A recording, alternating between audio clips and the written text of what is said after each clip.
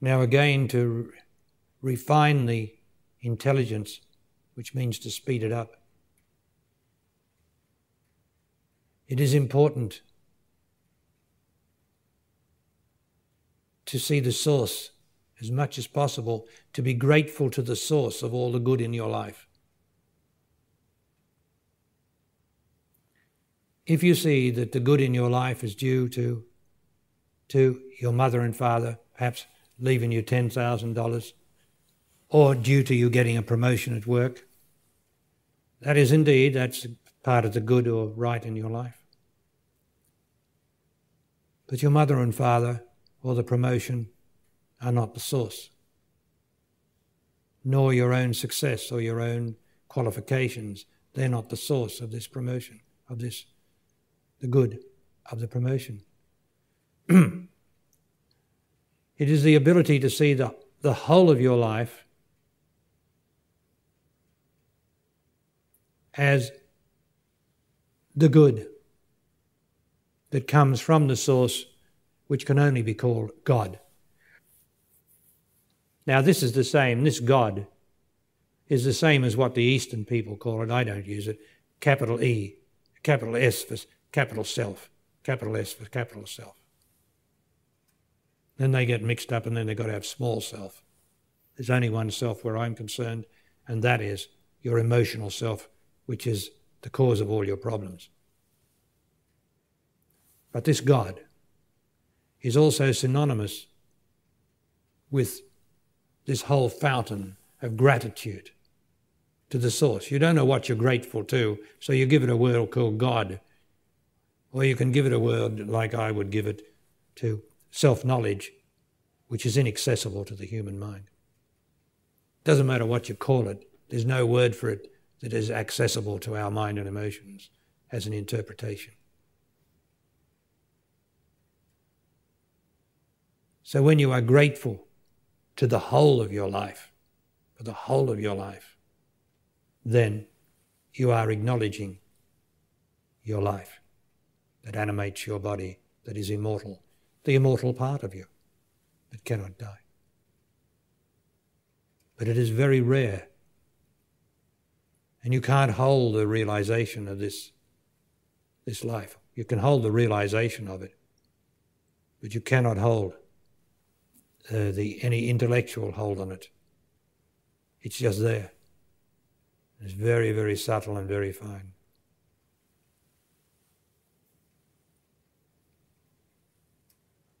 I understand that some people have to go to catch planes or trains. I understand that. So thank you all. Bye-bye.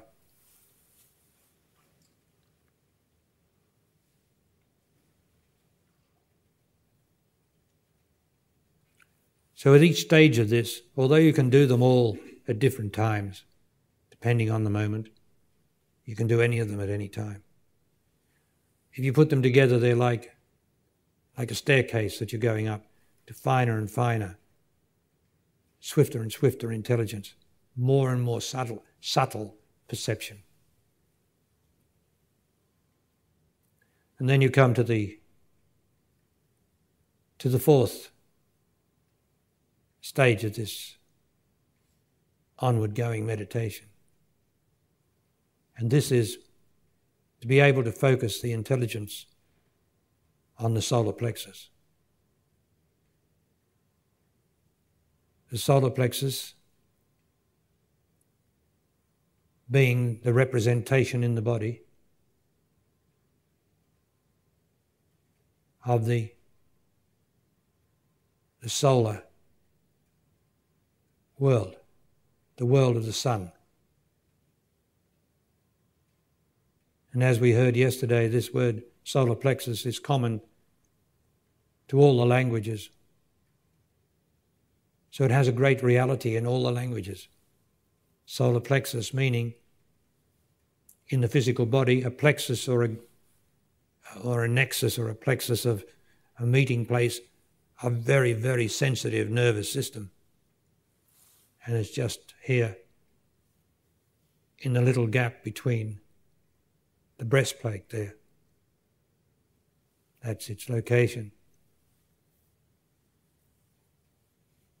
It's the most sensitive part of the body, really. And to focus on it, you need to be very, very still, because stillness is the way. And the reason you need to be still is the solar plexus is between the emotional belly, where all the emotions start off being stored in the belly, in the stomach, and the chest, where they try to rise. The emotions try to rise, where we hold our prisoners. So there's a difficulty here until we start to get rid of our prisoners, still we start to become less and less emotional and more loving, because gratitude is love, and love is not an emotion. Joy is love. Joy is the joy of life, and that's not an emotion. But of course, New Age, and we got all mixed up because of the New Age ideas, and we get things mixed up like those two words. Love is not an emotion. Joy is not an emotion. They are simply a giving without endeavouring to get.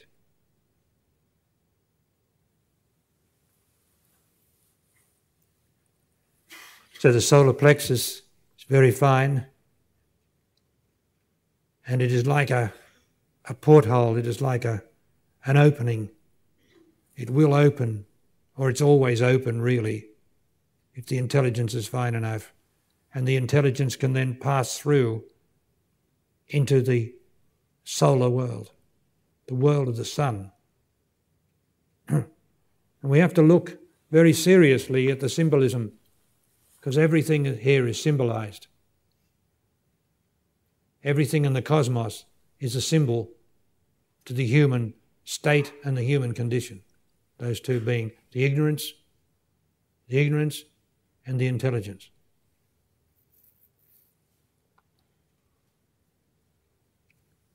The sun is the source of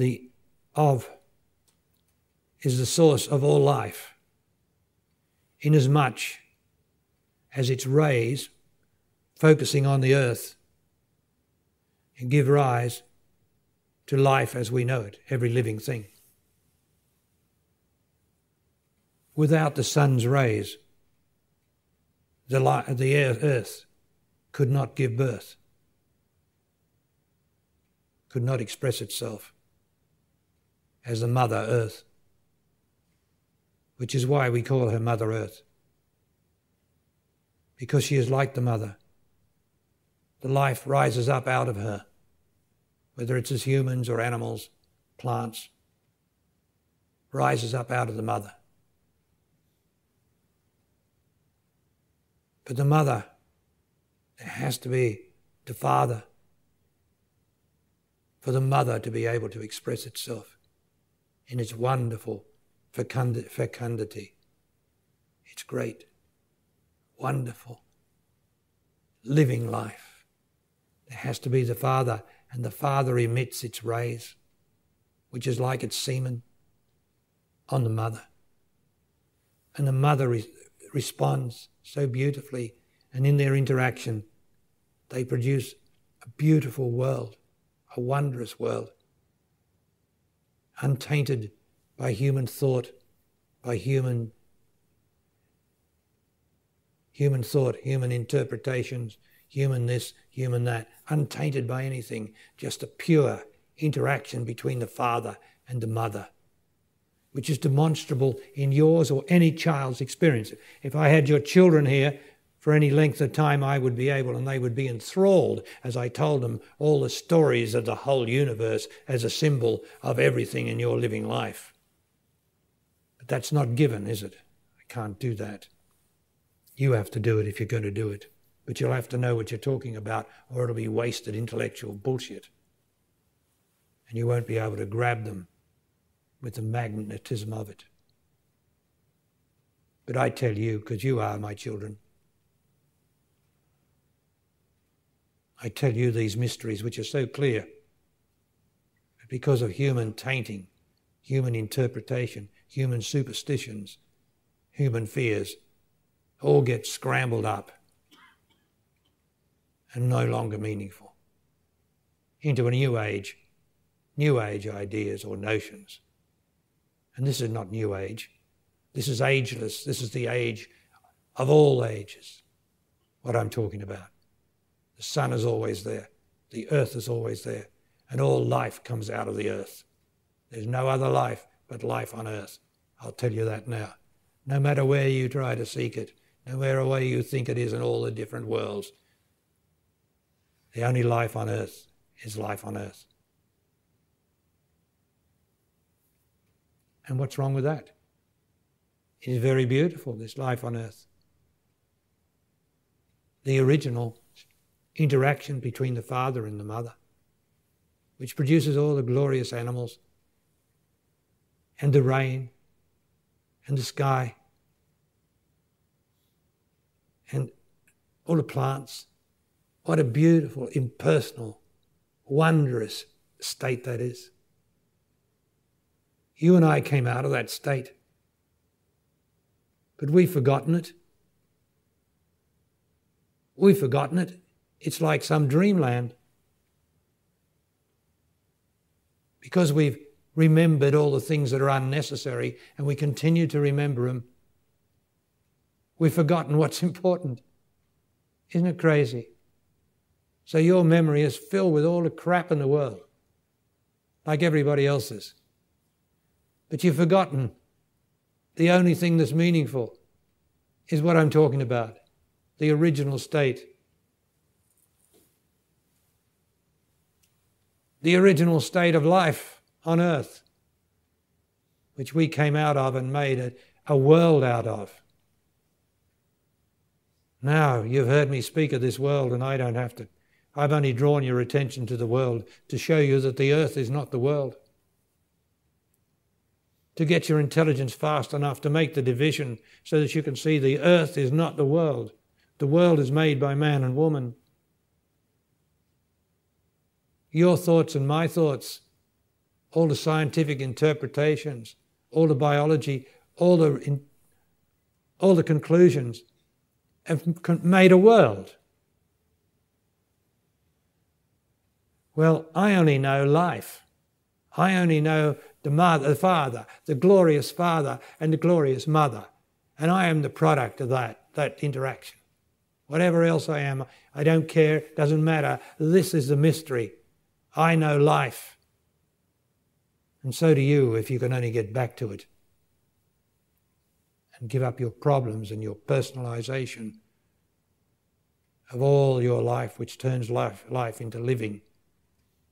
And living is of the world. And life is what I'm talking of, which you came out of.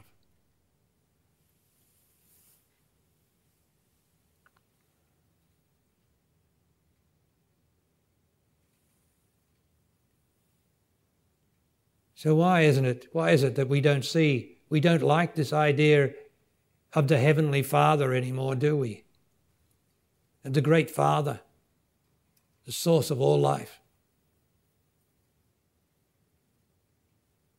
We don't like that one. But it's the truth. And you see, I love the Father and I love the Mother. Both of them together produced me. So how could it be different between them? I'm the love of both as one. And so are you. If you can only forget what you've remembered and remember what you've forgotten.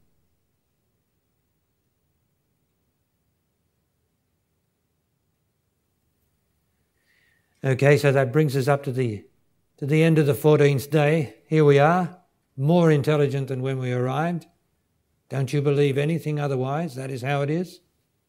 You are resonating at a much greater speed than you were. Now you be careful if your emotions will drag you down as they can. Your mind will drag you down with its thought processes. And when you walk back into the old familiar, back home, You walk back into what I call a psychic egg. Many, many eggs. And they will not be as intelligent as you are. But that doesn't mean you're superior. It only means that you have, by grace, been drawn to a place which reflects the truth of what you are. There's not something that you can do about that. You're just drawn to that place. Others are not, because they are not ready yet. It's quite an integrity. When you're not ready, you can't be here and you can't stay here. So be alert when you get home to all that you've heard here. For all that you've heard here will be demonstrated in what confronts you when you get home and the opportunity you have to retain your intelligence and not to get up to all that busy interpretation of your life. So thank you all. It is a great joy to me to be in front of you. And it is very healing for me in my poor old body. It's very healing for me to be with you. For I, like the mother, can then express my love. And like the father, because you are all to me, my children. I am between your earthly father and your heavenly Father. That's how it is. And I thank you for your integrity and your reflection to me. And I trust I'll see you next time.